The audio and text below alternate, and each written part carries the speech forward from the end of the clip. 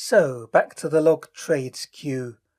Monitor and log trades is what does the hard work of checking the queue and sending enqueued trades off to the staff records to be processed.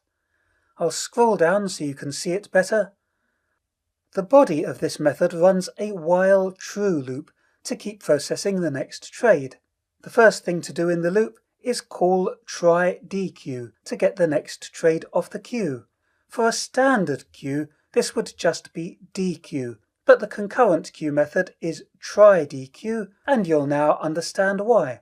You have to allow for the possibility of failure because maybe other threads have already entered the queue, so there's nothing left to dequeue. But notice the contrast with enqueuing, for which the method to call is still enqueue. That's because you can always enqueue an item, so there's no reason for enqueuing to fail. Anyway, if try dequeue succeeded, then I pass the dequeued trade to staffrecords.logtrade to process it. But what about if try dequeue found the queue was empty and so returned false?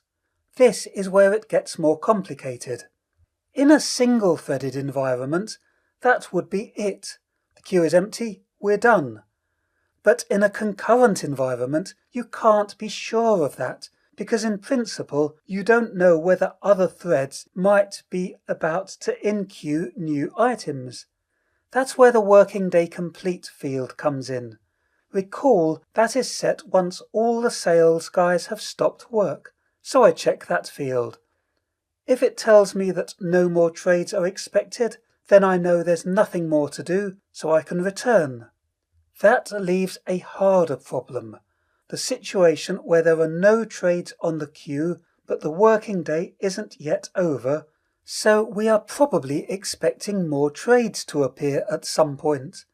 And this is a problem because you have no idea when the next trade will appear. So I've done the simplest thing I can do. I put the thread to sleep for a while, and I've guessed 500 milliseconds.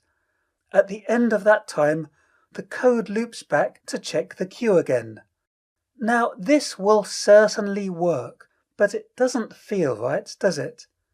Effectively, I now have a thread polling for data, because this logic will end up checking the loop every 500 milliseconds, or however long I specify, until something is in the queue again.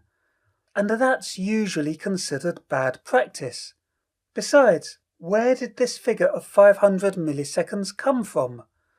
Well, I just plucked it out of thin air because I had to guess something for the time to wait for, but really I don't have much idea whether it's a reasonable time or not.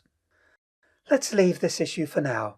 The code is not ideal, but it will work. I'll show you a better solution in the next module. So I'll try running the app. Lots of processing, and the app is now finished. I'll scroll up to show you a bit more of the output. At first you can see the staff buying and selling. Then the working day stops, and after that it's just logs of the trades being processed. Scroll a bit more. I wonder who our top sales rep today will be. There are 2 messages about no more sales to log. That's going to be 1 message from each of the 2 logging threads. And finally scroll to the end to see who got the most commission.